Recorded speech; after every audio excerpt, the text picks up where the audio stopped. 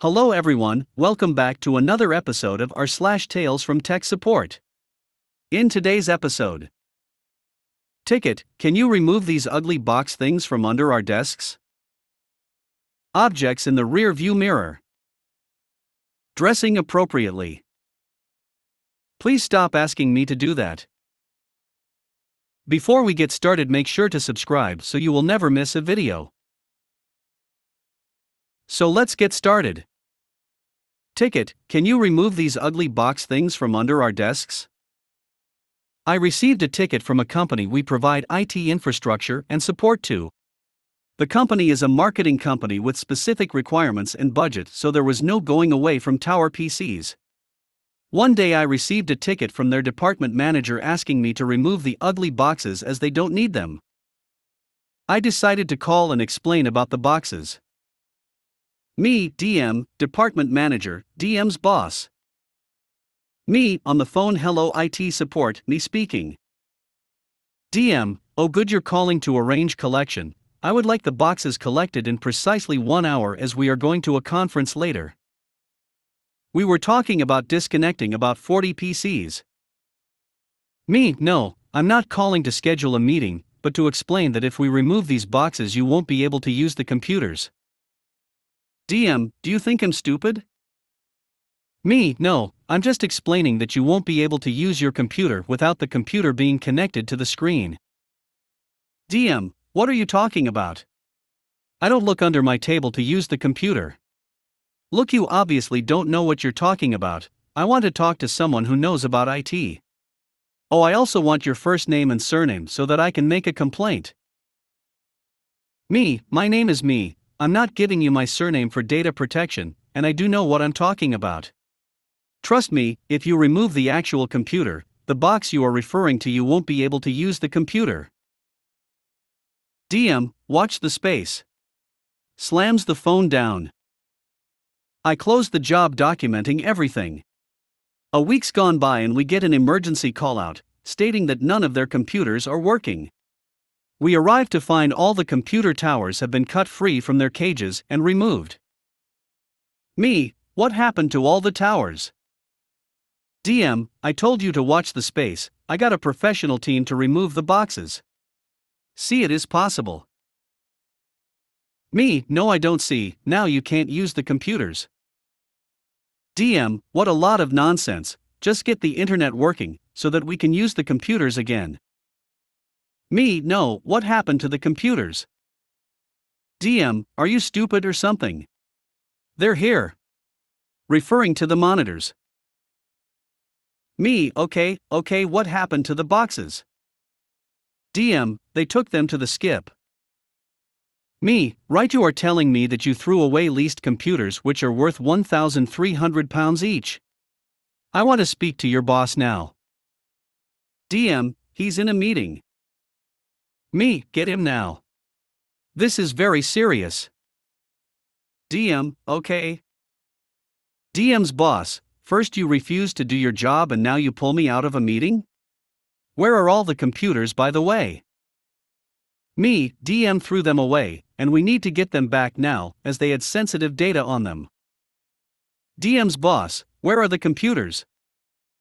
DM, you mean the boxes? DM's boss, yes. DM, they are heading to the skip.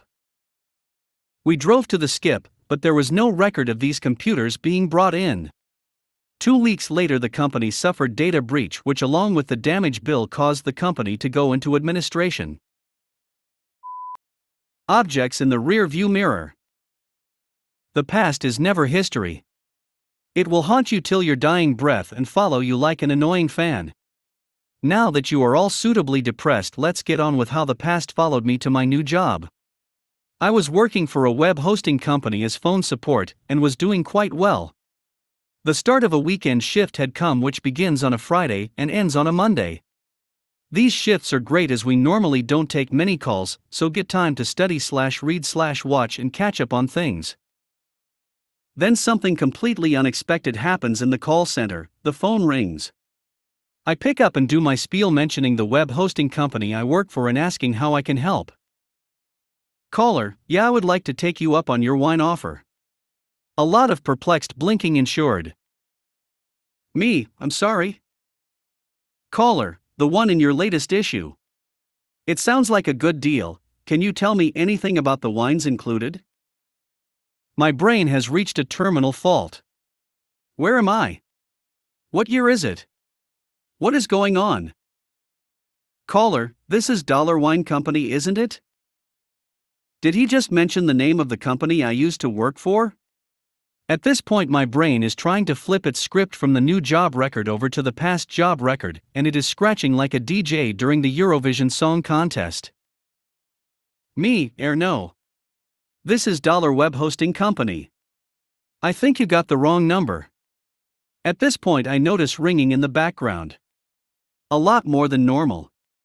People are picking up calls left and right, all while this scratching record in my brain is playing A Weem Away from the Lion Sleeps Tonight on repeat. Caller, this is the number in the magazine, dollar number. Me, yeah, that's our number, but we are a web hosting company. We aren't Dollar Wine Company. I can't help you. The call ends only to be followed quickly by another. And another. And they don't stop coming, and they don't stop coming, and they don't stop coming. All are the same, nice elderly people wanting to purchase wine from us. Just like when I worked for Dollar Wine Company. Turns out that what was going to be a wonderful relaxing weekend shift turned into a nightmare of constant wine calls from my past. The Dollar Wine Company in question put our number in their latest magazine instead of theirs. This wasn't just a simple digit off we are talking about, but 3 whole last digits are completely different. We had to get more people in to cover the amount of phone calls coming in, and it cost the company a huge amount of money to deal with it. We were all dead by the end of the weekend. My nice tipple of wine at the end of a long shift became a grim reminder of what I had just worked through. Well, the two companies finally sat down with each other and made some sort of arrangement in regard to the problems we faced. Probably a large amount of money changing hands. What did we get in the call center? A bottle of wine for free from Dollar Wine Company. Dressing appropriately. There was a post in a different subreddit where the first part of this was posted as a response. I decided I needed to finish the story, and this is the best place for it. Many years ago, I was in tech support for a major software vendor. We had a cluster of products that all worked together with our backbone product. On day, I received a call from sales folks. They have a customer who wants a meeting with someone who knows XYZ product. I'm the TS expert for this particular product, so of course they called me. Check schedules and with my manager, yeah, I can do it on day/date. This is the first time I've ever even met a customer, so in the morning I dithering about how to dress. Full suit. Just a button down? Tie. Finally I give up, jeans and cork polo shirt. In the meeting room waiting on customer is my boss, the director of TS, sales folks, their manager and the director of sales. I'm feeling seriously underdressed, as even my boss is in a button down and tie. A few minutes later, another salesperson shows in the customer team. Their guy in a suit ignores everyone else, comes straight to me. You must be Otter, I'm named director and sponsor of the project at our company. He then introduces the other two folks, one of who is the tech lead for the project. I guess I dressed appropriately, as the customer was able to pick the techie out of a room full of people. They explain their project and how they see our product fitting in. They start peppering me with questions, I'm asking them questions, the whiteboard fills with notes and diagrams. Sales folks offer to get us drinks, our directors say they'll get the drinks. I found out later, the director of sales didn't want his sales guys to miss anything.